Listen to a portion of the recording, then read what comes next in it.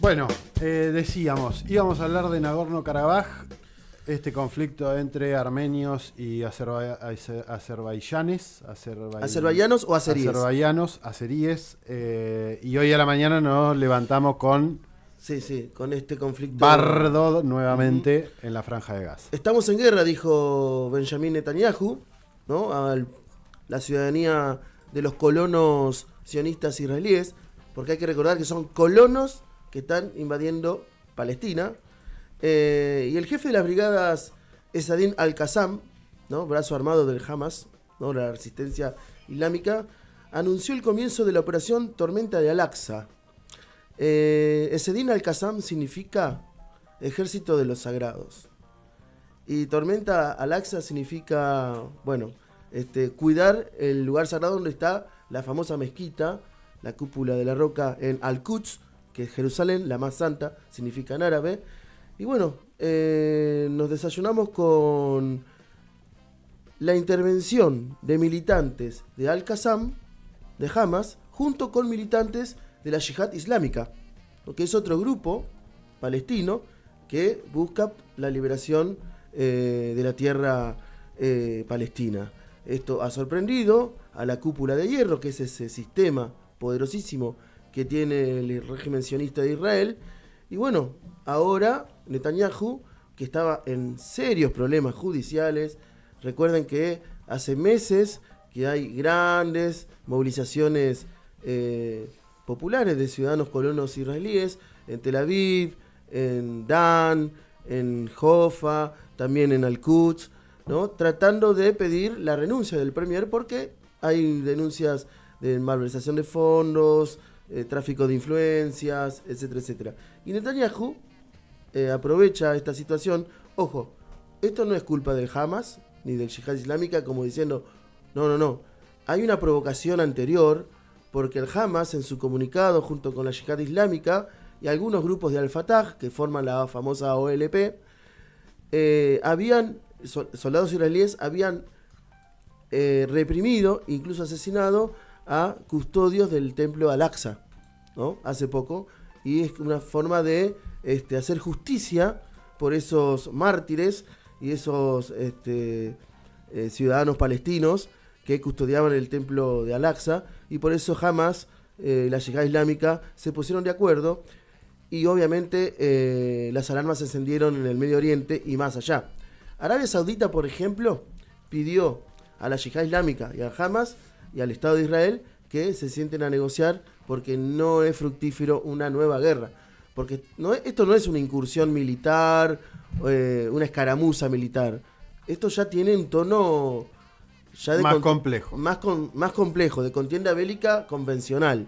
De hecho, el mismo Netanyahu, en su mensaje a la población de los colonos israelíes sionistas, ha dicho eso: estamos en guerra y hay que prepararse para ello. Rusia también pidió al Hamas y a la Yihad Islámica, y obviamente al Estado sionista de Israel, que se sienten a negociar, porque una nueva guerra en tierras palestinas sería catastrófico, según el comunicado de los rusos, ¿no? Siguiendo con los comunicados, porque esto obviamente está muy fresco. Es minuto a minuto. Es el minuto a minuto. Una pregunta yo tengo. Sí. ¿Qué tiene, o mejor dicho, esta situación, este conflicto que inicia hoy, digamos, que es una continuación, pero lo que empezó hoy en particular anoche, ¿qué diferencias tiene o que se podrían resaltar a diferencia capaz de otros momentos? Bueno, mira, la historia de Palestina y su lucha por la liberación es larga, desde la fundación del Estado sionista de Israel en 1948, hubo una guerra en 1967, otra en 1973, casi se arma uno en 1982 por la crisis del Líbano. La Intifada de 1987, donde surge el Hamas y este grupo Yihad Islámica, fue una revuelta popular, sobre todo en la Franja de Gaza, porque la Cisjordania, donde Yasser Arafat, el líder histórico de la OLP, era muy fuerte, en Ramallah, que es la capital alternativa de la autoridad palestina, los pobladores de la Franja de Gaza, una de las regiones más densamente poblada y con el 70% de desocupación y casi más del 50% de gente pobre, se levantó de manera espontánea y tirándole piedra a los tanques israelíes generó el nacimiento de Hamas, que es un partido político que tiene su filiación política con los hermanos musulmanes de Egipto, que son sunitas, pero a su vez copian lo que sucedió en 1979 con la Revolución Islámica de Irán. Y ahora voy a volver a Irán, porque hay un comunicado reciente de Teherán bastante osado para lo que es la situación.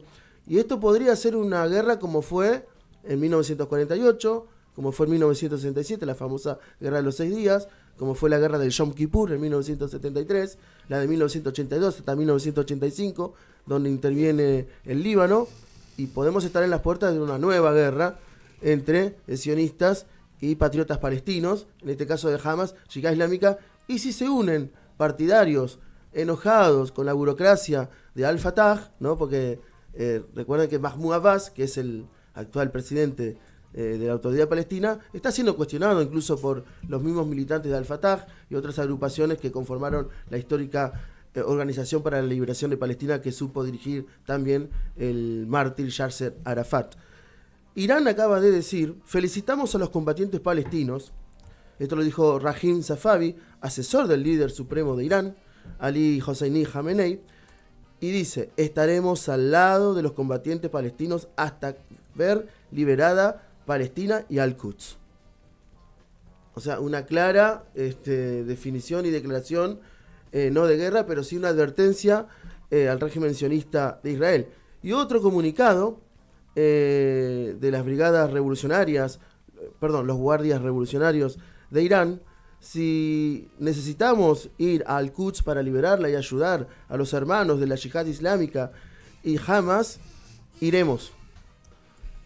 Yo hace mucho que no veía una declaración tan contundente del lado de Irán, casi como diciendo, bueno, si nos necesitan, vamos estamos con los fierros. Sí. Ahí también. Y mirá quién también empezó a manifestarse, Hezbollah, desde el sur del Líbano, ¿no? Esta agrupación patriota chiita relacionada con la República Islámica de Irán, Nasrallah, obviamente, toda nuestra solidaridad con los hermanos palestinos y los combatientes de Al-Qassam y la Yihad Islámica. O sea que ya tenemos Hezbollah desde el sur del Líbano, Irán brindando una solidaridad abierta y casi diciendo: muchachos, acá estamos. Sí, vamos a la guerra con ustedes. Y hoy mencionaba a los hermanos musulmanes, ¿no? Que en este último tiempo... que tienen mucha influencia en Irak, sobre todo. Exactamente. Y en algunos otros países aledaños a Irak, pero en esas zonas donde más fuertes son. Y han sido muy reprimidos en Egipto. De hecho, los últimos golpes de Estado que recibió... De hecho, han ganado las elecciones luego de la famosa primavera árabe de 2011, que echó a Hosni Mubarak, ¿no? Bueno, también vamos a brindar todo tipo de ayuda a los hermanos de la Yihad Islámica. Es decir, todas las fuerzas antisionistas del Medio Oriente están como teniendo los mismos discursos y ya estamos, diría yo, en un conflicto bélico bastante grosso, y Netanyahu está nervioso porque ¿sabes qué está pasando en el ejército sionista de Israel? Hay muchas deserciones. Bueno, yo mientras estabas contando, yo leí por arriba lo que había sucedido. De hecho, el videito de Instagram que mandaste, empecé a chusmear alguna cosa. Un análisis así muy rápido que se me ocurría hacer. Netanyahu está con un gobierno muy debilitado. Sí, muy desprestigiado. Esto último que decías de las bajas militares es un elemento central. Y me parece ahí una mancomunión o un accionar conjunto entre dos organizaciones que incluso a veces se disputan el terreno. Han peleado entre sí en la Franja de Gaza. Claro, que han peleado entre sí para ver quién controla el territorio. Exacto. Y qué sé yo, que vieron que estaba la oportunidad de hacer una avanzada conjunta para tratar de debilitar aún más al régimen sionista, y dijeron: acá es la nuestra. Obviamente el resto de los países o de los que recién mencionabas son actores que también ven esa debilidad. Sí. Y de hecho el acuerdo de Arabia Saudí o la reamistad o las renegociaciones entre Arabia Saudí e Irán, fomentadas por China, también influyen en que los saudíes hayan dicho no guerra, mantengan ese acto de cuasi neutralidad, de decir no se peleen, pero que en realidad eso también pone de manifiesto que ya no están avalando lo que hace 100% el régimen sionista. Me parece que se dieron como ecuaciones que hacía rato no se daban para que haya una avanzada del lado palestino, como hacía mucho tiempo no se veía. De hecho, recuperando, digamos, tierras que los colonos israelíes han usurpado en el sur de Palestina. 5.000 proyectiles lanzó Hamas. No es joda esto, ¿eh? Y la cúpula de hierro, alimentada por las ayudas de Estados Unidos y la Unión Europea para que Israel sea el perro guardián del Medio Oriente, ha sido vulnerada y ha preocupado al Ministerio de Defensa que, ¿se acuerdan en las manifestaciones contra Netanyahu? Hasta el Ministerio de Defensa hizo huelga. Y hay una preocupación muy grande dentro del ejército sionista de Israel, porque muchos ciudadanos, ustedes saben que todo ciudadano judío del mundo tiene que ir al ejército. Tiene la obligación. Tiene obligación de hacer... Sí. Perdón. Sí. Judío, vos te referiste que, o sea, ser de nacionalidad israelí. No, ser judío. Ser judío.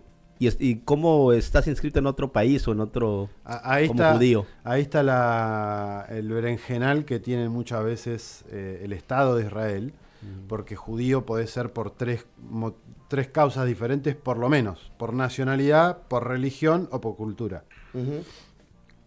Y ahí es donde está enmarañado todo este quilombo de que si vos sos judío tenés que ir. Y ahí es donde está lo difícil, porque vos podés ser judío pero de nacionalidad argentina. Claro, podés ser judío no sionista también. También. Judío no También. sionista, claro. Sí. Pero el Estado israelí dice que vos, si sos judío, tenés que ir a la guerra. Claro. O al menos tomar servicio militar obligatorio, Sí, digamos. Claro. Sí. De hecho, tengo casos muy cercanos, muy conocidos, de personas que han sido obligadas a ir al ejército de Israel, y me han contado que las famosas Fuerzas Armadas de Israel están divididas en 3 partes. Tenés la burocracia poderosa que conforma el ejército de tierra, la fuerza aérea y la fuerza naval, que eso es prácticamente un brazo armado de los Estados Unidos en Israel. Después tenés una segunda parte que conforman los soldados profesionales, ¿no? Que son los comandantes, los oficiales, los que dirigen las tácticas, las estrategias. Y después tenés la tercera parte que son los soldados rasos, y es una milicia popular. Esto hay que decirlo, es una milicia popular que todo el tiempo está reprimiendo a los palestinos y todo el tiempo está recibiendo órdenes de alarma, como en estos casos, ¿sí? Pero volviendo a la situación que está pasando ahora, porque esto minuto a minuto, y sobre todo se está acercando la noche en esa parte del mundo, y por lo general a la noche ataca el Hamas y la Yihad Islámica. De hecho, dicen acá los combatientes de la Yihad Islámica, vamos a seguir con la tormenta de Al-Aqsa, y hemos advertido al régimen sionista que vamos a vengar por sus crímenes, y vamos a seguir atacando hasta recuperar toda Palestina. Toda Palestina. El documento del Hamas, de la fundación allá por el año 1987, habla de recuperar la Palestina histórica y no reconoce para nada ni siquiera la existencia del Estado Israel, Eretz Israel, que es el nombre oficial del Estado sionista, ¿no? Como si, por ejemplo, la OLP... Paréntesis histórico acá, Sí. Después del 47, del 48 y después del 67, la Organización de Naciones Unidas reconoce una determinada frontera donde, de hecho, ese territorio es creo que el 30%, no Sí. llega a ser el 30% Sí. de la Palestina histórica. Claro, sí. La OLP es más de la idea de, aunque sea, dennos esto, no sigan choreándonos tierra, Claro. aunque sea, dennos este 30%, generemos 2 estados y convivamos en paz como 2 estados. Hamas y la Yihad Islámica no aceptan esto Claro, no quieren un Estado federado.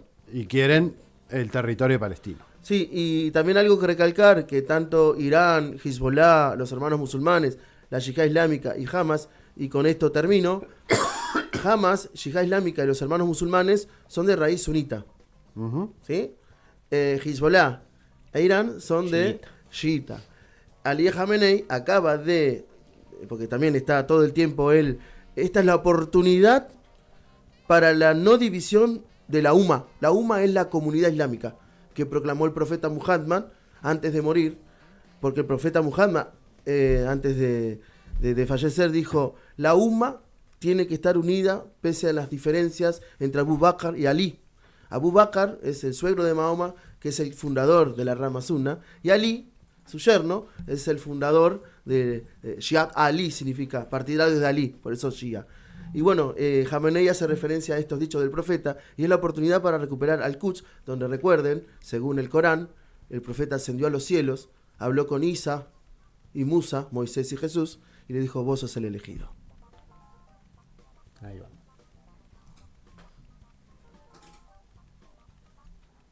En el colectivo, en el tren, en la bici o caminando. Ahora